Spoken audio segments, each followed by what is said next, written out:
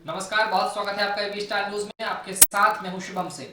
देश में इन दिनों किसानों का आंदोलन चल रहा है। किसान सरकार पर हमला है। किसानों के आंदोलन से कई दिक्कतों का सामना हम लोगों को करना पड़ रहा है और इसी का असर उत्तर प्रदेश में भी देखने को मिला है। समाजवादी पार्टी का खुला समर्थन जो है वो किसानों को मिल रहा है, किसान के आंदोलन को मिल रहा है। और इसी क्रम में कन्नौज में आज समाजवादी पार्टी के द्वारा किसान यात्रा का आयोजन किया गया। समाजवादी पार्टी के राष्ट्रीय अध्यक्ष अखिलेश यादव द्वारा जिले के किसानों के समर्थन में यात्रा आयोजित करने के आह्वान पर लखनऊ में सोमवार सुबह समाजवादी पार्टी के कार्यालय से लेकर अखिलेश यादव के घर तक पूरे इलाके को छावनी में तब्दील कर दिया गया। वहीं कन्नौज में जिलाधिकारी ने अखिलेश यादव के किसान मार्च को मंजूरी नहीं दी। लखनऊ में विक्रमादित्य मार्ग पर भारी पुलिस बल तैनात किया गया है और किसी भी प्रदर्शन से निपटने की पूरी तैयारी की गई है। पुलिस प्रशासन हाई अलर्ट पर है। दरअसल किसान आंदोलन की आग पूरे देश में फैल चुकी है। देश के 12 से ज्यादा सियासी दलों ने किसानों का समर्थन किया है, जो कि दिल्ली में केंद्र द्वारा लाए गए तीनों कृषि कानूनों को रद्द करने की मांग को लेकर कई दिनों से प्रदर्शन कर रहे हैं। किसानों के साथ सरकार की कई दौर की वार्ता जा रही, जिस पर किसानों ने 8 दिसंबर से भारत बंद का ऐलान किया है। समाजवादी पार्टी के अध्यक्ष अखिलेश यादव कन्नौज में किसान मार्च करने वाले हैं, लेकिन प्रशासन से अनुमति नहीं दी गई। जिलाधिकारी राकेश कुमार मिश्र ने कहा कि अभी कोरोना वायरस खत्म नहीं हुआ है, लिहाजा भीड़ जुटाने की अनुमति किसी भी स्थिति में नहीं दी जा सकती है। समाजवादी पार्टी के मुखिया को पत्र भेजकर इस पर अवगत करा दिया गया है। प्रशासन का कहना है कि अगर फिर भी भीड़ जुटती है तो कार्रवाई की जाएगी।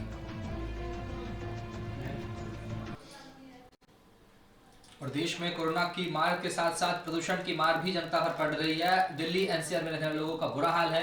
लगातार एक्यूआई जो है वो ऊपर बढ़ते जा रहा है और ऐसे में सांस लेने में लोगों को दिक्कतें हो रही है। दिल्ली एनसीआर की सुबह आज घने कोहरे के साथ हुई है। कोहरा इतना घना था कि कुछ दूर देखना भी मुश्किल हो रहा था और वहीं दूसरी तरफ दिल्ली की हवा भी जहरीली हो गई है। कई इलाकों में वायु गुणवत्ता सूचकांक 400 के पार चला गया है। हवा की गति में बढ़ोतरी होने की वजह से रविवार को दिल्ली की आबोहवा में हल्का सुधार हुआ, लेकिन एनसीआर में शामिल गाजियाबाद और नोएडा का वातावरण लगातार तीसरे दिन भी दमघोटू बना रहा। सीपीसीबी के मुताबिक एनसीआर के 5 शहरों की हवा में प्रदूषण के लिए जिम्मेदार पीएम 2.5 और पोल्यूशन मीटर 10 तत्वों की मौजूदगी लगातार बेहद ज्यादा बनी हुई है। हालांकि विशेषज्ञों ने हवा की गति लगातार बढ़ने के कारण अगले 2 दिनों में थोड़ी राहत मिलने की संभावना जताई है। केंद्रीय प्रदूषण नियंत्रण बोर्ड सीपीसीबी के मुताबिक शनिवार को हवा की धीमी गति के कारण स्थानीय स्तर पर पैदा हुए प्रदूषणों के जमा होने से दिल्ली का वायु गुणवत्ता सूचकांक AQI 404 अंक की गंभीर श्रेणी में पहुंच गया था। रविवार को राष्ट्रीय राजधानी का औसत आयु गुणवत्ता सूचकांक 15 अंकों के सुधार के साथ 389 दर्ज किया गया है। इससे पहले शुक्रवार को AQI 348, बृहस्पतिवार को 341, बुधवार को 373, मंगलवार को 367, पिछले सोमवार को 318 और पिछले रविवार को 268 रहा। इसके उलट राष्ट्रीय राजधानी के पड़ोसी शहरों गाजियाबाद 430 पाया गया।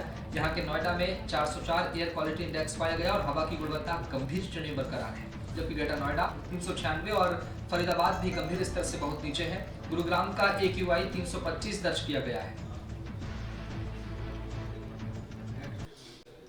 और किसानों के आंदोलन को लेकर शिवसेना ने भी अपना पक्ष रखा है। किसानों के आंदोलन के बाद शिवसेना की जो मुंह से इस बात सामने आई है उनके मुखपत्र सामना में कि सरकार जो है किसानों के साथ टाइम पास कर रही है। कृषि कानूनों के खिलाफ किसानों का आंदोलन लगातार 12वें दिन भी जारी रहा। किसानों की मांग है कि तीनों कानूनों को निरस्त कर दिया जाए। इस आंदोलन को विपक्षी पार्टियों को समर्थन मिल रहा है। ऐसे में शिवसेना ने भी केंद्र सरकार को घेरा है। अपने मुखपत्र सामना में पार्टी ने कहा कि सरकार बातचीत के नाम पर सिर्फ टाइम पास कर रही है और टाइम पास का उपयोग आंदोलन में किया जा रहा है। इसी के साथ फूट डालने के लिए भी आंदोलन हो रहा है। पार्टी ने सामने में लिखा है कि दिल्ली में आंदोलनकारी किसान और केंद्र सरकार के बीच 5 दौर की चर्चा परिणाम रहित रही है। किसानों को सरकार के साथ चर्चा में बिल्कुल भी दिलचस्पी नजर नहीं आ रही है। सरकार सिर्फ टाइम पास कर रही है और टाइम पास का उपयोग आंदोलन में फूट डालने के लिए किया जा रहा है। किसान आंदोलनकारियों से स्पष्ट कहा है कि कृषि कानून रद्द करोगे या नहीं, हाँ या ना, इतना ही कहो। सरकार ने इस पर मौन साध रखा है। किसान 11 दिनों से ठंड में बैठे हैं। शिवसेना का कहना है कि केवल कृषि मंत्री किसानों से बात कर रहे हैं। सामना में लिखा गया है, सरकार ने किसानों के लिए चाय पानी भोजन का इंतजाम किया है, उसे नकार कर किसानों ने अपनी सख्ती को बरकरार रखा है। मूल रूप से किसानों को वह कौन कह रहा है, तो कृषि मंत्री नरेंद्र तोमर। उनके हाथ में क्या है? तोमर कहते हैं मोदी सरकार सत्ता में किसानों के हित के लिए ही काम कर रही है। इस सरकार के कारण किसानों का उत्पन्न भी बढ़ गया है। तोमर ऐसा भी कहते हैं कि MSP जारी ही रहेगी, किसान चिंता न करें, परंतु तोमर का बोलना व डोलना निष्फल सिद्ध हो रहा है। शिवसेना ने आरोप लगाया है कि मोदी और शाह इन दो मोहरों को छोड़ दे तो मंत्रिमंडल के अन्य सभी चेहरे निस्तेज हैं। उनकी व्यर्थ भागदौड़ का महत्व नहीं है। और डीडीसी चुनाव के लिए मतदान का दौर लगातार जारी है और ऐसे में भारी तादाद में वोट डाले जा रहे हैं। कड़ाके की ठंड पड़ रही है इलाके में, लेकिन उसके बावजूद भी मतदाता अपने अपने मताधिकार का प्रयोग कर रहे हैं। खास बात यह है कि जम्मू कश्मीर में कोहरे उठने की वजह से ज्यादातर लोगों के घरों में नहीं निकलने के कारण जिला विकास परिषद यानी कि डीडीसी के चौथे चरण के लिए सोमवार को मतदान की धीमी शुरुआत हुई। अधिकारियों ने ये जानकारी दी है। डीडीसी की 34 सीटों के लिए सुबह 7 बजे मतदान शुरू हुआ, लेकिन कपकपाती ठंड के कारण मतदान केंद्र पर मतदान की रफ्तार धीमी रही। इस चरण में कश्मीर संभाग की 17 और जम्मू की 17 सीटों पर चुनाव हो रहा है। अधिकारियों ने बताया है कि दिन चढ़ने के साथ मतदान की रफ्तार पकड़ने की संभावना है और मतदान दोपहर 2 बजे तक चलेगा। चौथे चरण में कश्मीर संभाग में 48 महिलाओं समेत 138 उम्मीदवार और जम्मू संभाग में 34 महिलाओं समेत 111 उम्मीदवार भाग्य आजमा रहे हैं। 8 चरण में हो रहे डीडीसी चुनाव का पहला चरण 28 नवंबर को शुरू हुआ। डीडीसी चुनाव के पश्चात केंद्र शासित प्रदेश में 5 और सरपंच की रिक्त सीटों के लिए भी उपचुनाव हो रहा है। अधिकारियों ने बताया कि चौथे चरण में सरपंच के लिए 123 सीटें खाली थी, इनमें से 45 पर निर्विरोध चुनाव हुआ। सरपंच के लिए 50 सीटों पर मतदान हो रहा है और 47 महिलाओं समेत 137 उम्मीदवार मैदान में हैं। चौथे चरण के लिए कुल 7,17,322 मतदाता हैं। इनमें से 3,76,797 पुरुष और 3,40,525 महिलाएं हैं। इस चरण में केंद्र शासित प्रदेश में कुल 1,910 मतदान केंद्र बनाए गए हैं। इनमें से 781 जम्मू संभाग में और 1,130 कश्मीर संभाग में है। अधिकारियों ने बताया कि 1,152 मतदान केंद्रों को अति संवेदनशील और 349 को संवेदनशील घोषित किया गया है।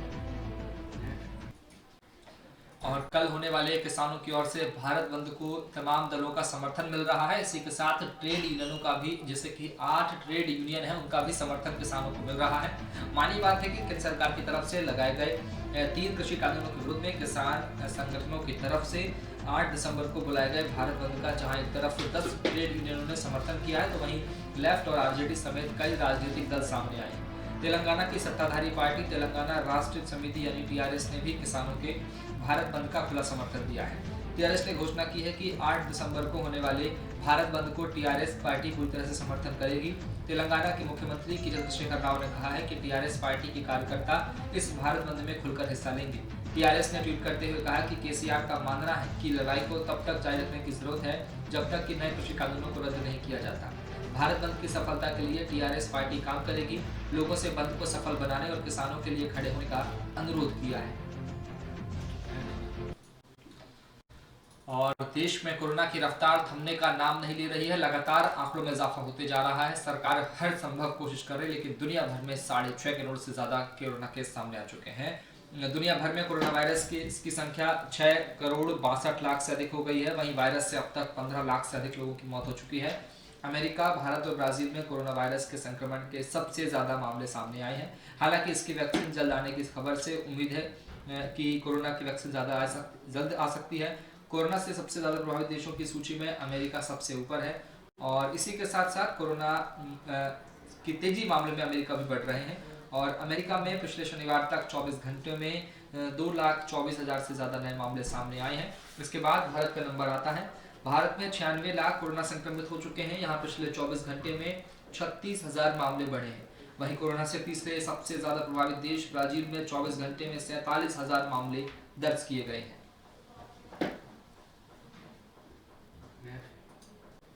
और अगर देश की बात करें तो देश की राजधानी दिल्ली में भी आंकड़ों में लगातार इजाफा होते जा रहा है। सीएम केजरीवाल लगातार कोशिशें कर रहे हैं कि कोरोना का संक्रमण कम करें, लेकिन देश में कोरोना वायरस से संक्रमित मरीजों की संख्या कम होती दिखाई नहीं दे रही है।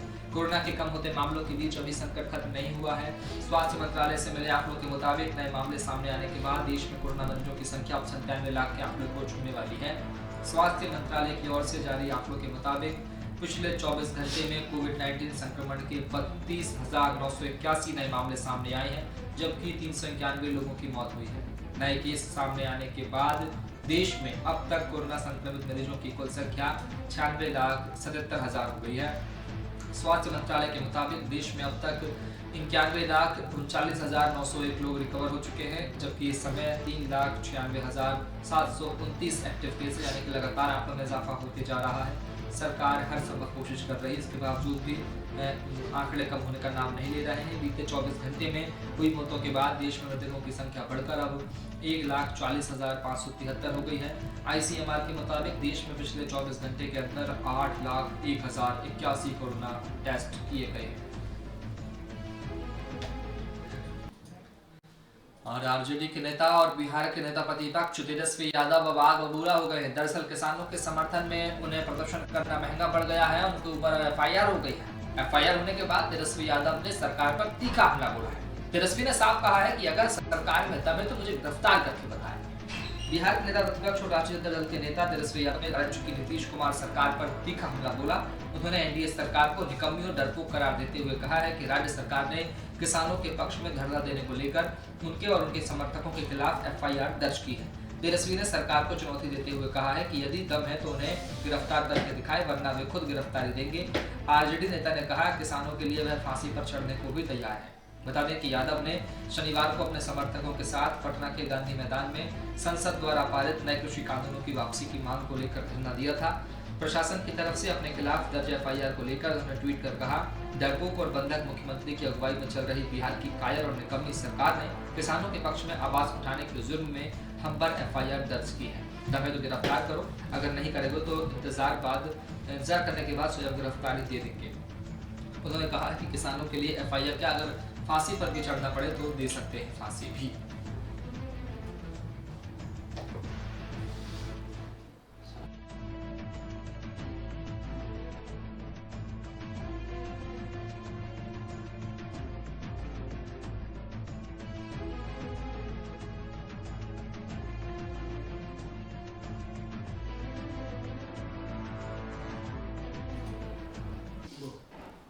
और LSP के नेता उपेंद्र कुशवाहा की NDA में घर वापसी हो सकती है। बता दें कि बिहार के विधानसभा चुनावों के दौरान उन्होंने AIMIM के नेता अजदुद्दीन ओवैसी के साथ में गठबंधन करके मुख्यमंत्री का उम्मीदवार बना था, लेकिन उसके बाद में जिस तरह से उनके द्वारा कोशिश की गई कि महागठबंधन में चुनाव जीतकर मुख्यमंत्री का दावेदार बनेंगे। हालांकि इसके पहले भी ये माना जा रहा था कि उपेंद्र कुशवाहा जो है सरकार से अलग होकर, बीजेपी से अलग होकर आगे बढ़ेंगे, लेकिन तस्वीरें जो है उनके समर्थन में नजर नहीं आई थी।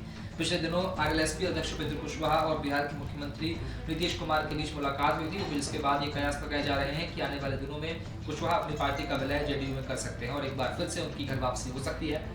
बता दें कि 2019 लोकसभा चुनाव से पहले उपेंद्र कुशवाहा NDA से अलग हो गए थे और महागठबंधन में शामिल हो गए थे।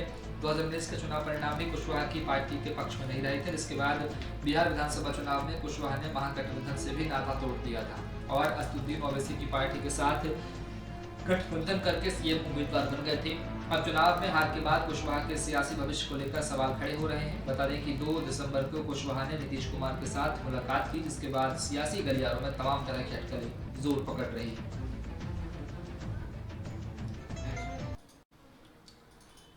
और बीजेपी के राष्ट्रीय महासचिव और दिग्गज नेता कैलाश विजयवर्गीय का TMC पर तीखा हमला सामने आया है। TMC को जनता को मूर्ख बनाने वाली पार्टी करार दिया है। वरिष्ठ बीजेपी नेता कैलाश विजयवर्गीय ने शनिवार को कहा कि संशोधित नागरिकता कानून अगले साल जनवरी से लागू हो सकता है। बीजेपी के राष्ट्रीय महासचिव ने आरोप लगाया है कि तृणमूल कांग्रेस की सरकार शरणार्थियों के प्रति हमदर्दी नहीं रखती है। उत्तर 24 परगना जिले में 8-9 अन्याय यानी कि अन्याय और नहीं अभियान के तहत इन्होंने पत्रकारों से कहा, हमें उम्मीद है कि CAA के तहत शरणार्थियों को नागरिकता देने की प्रक्रिया अगले साल जनवरी से शुरू हो जाएगी। उन्होंने कहा कि केंद्र सरकार ने CAA को ईमानदार नियत से पड़ोसी देशों से हमारे देश आए उत्पीड़ित शरणार्थियों को नागरिकता देने के लिए पारित किया था।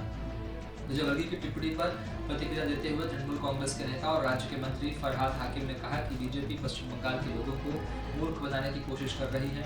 CAA में पाकिस्तान, बांग्लादेश और अफगानिस्तान से 31 दिसंबर 2014 से पहले भारत आ गए हिंदू, सिख, बौद्ध, ईसाई, जैन और पारसी शरणार्थियों को भारत की नागरिकता देने का प्रावधान शामिल किया गया है। लगातार पेट्रोल और डीजल की कीमतों में उछाल लगातार जारी है। सरकार कोशिशें कर रही है, लेकिन फिर भी कीमतों में तेजी देखी जा रही है।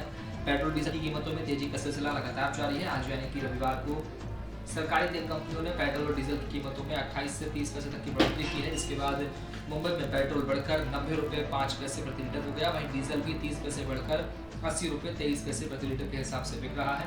बता दें कि लगातार 5वां दिन है जब देश में पेट्रोल डीजल के दाम बढ़े हैं। बात अगर दिल्ली की करें तो दिल्ली में 20 नवंबर से अब तक 14 बार पेट्रोल और डीजल के दाम बढ़ चुके हैं और पेट्रोल 2 रुपये 35 पैसे, डीजल 3 रुपये 15 पैसे से बढ़कर बिक रहा है। बता दें कि दिल्ली में आज पेट्रोल 20 रुपये 20 पैसे से बढ़कर 83 रुपये 41 पैसे और डीजल 29 पैसे से बढ़कर 73 रुपये 61 पैसे प्रति लीटर बिक रहा है। बता दें कि इससे पहले अक्टूबर महीने में पेट्रोल और डीजल की कीमतों में कोई बदलाव नहीं हुआ था, जबकि अगस्त में पेट्रोल और इसके पहले जुलाई माह में डीजल के रेट में बढ़ोतरी की गई थी। वहीं अंतर्राष्ट्रीय बाजार में कच्चे तेल का भाव $50 प्रति बैरल के करीब कारोबार कर रहा है।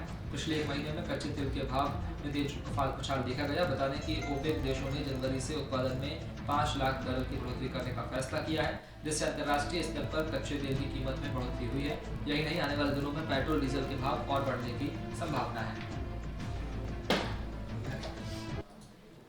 और महबूबा मुफ्ती पर आतंकियों का साथ देने का आरोप लगा है। दरअसल इसके पहले भी डीडीसी चुनाव में कुछ गतिविधियां सामने आई थी, जिसको लेकर अब पीडीपी की अध्यक्ष महबूबा मुफ्ती बेटी इल्तिजा मुफ्ती के साथ शनिवार को पार्टी की युवा शाखा के अध्यक्ष वाहिद उर रहमान पारा के घर पहुंची और उनके परिजनों से मुलाकात की। वह लगभग 1 घंटे तक वहां रही। वाहिद फिलहाल आतंकियों से संबंध रखने के आरोप में एनआईए की गिरफ्त में है। वाहिद डीडीसी चुनाव में पीएजीडी के उम्मीदवार हैं। इस दौरान पीडीपी के वरिष्ठ स्थानीय नेता और कार्यकर्ता भी मौजूद रहे। महबूबा ने पार्टी कार्यकर्ताओं से वाहिद की जीत सुनिश्चित करने की अपील की है। इसी के साथ इस दौरान उन्होंने वहां मौजूद मीडिया से बातचीत करने से परहेज किया।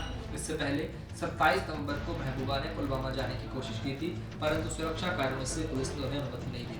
मालूम हो कि वाहिद पारा को राष्ट्रीय जांच एजेंसी यानी एनआईए ने नवंबर 25 को 2 दिन की पूछताछ के बाद नई दिल्ली में गिरफ्तार कर लिया था। वाहिद पर वर्ष 2019 के लोकसभा चुनाव के दौरान आतंकियों से मदद लेने का आरोप लगा है। एनआईए को जांच में निलंबित डीएसपी देविंदर सिंह के साथ गिरफ्तार हिजबुल आतंकी नवीद बाबू और इरफान शफी मीर के साथ वाहिद के संबंधों के सबूत मिले थे। और इसी के साथ फिलहाल इतना ही। आप देखते रहिए एबी स्टार न्यूज।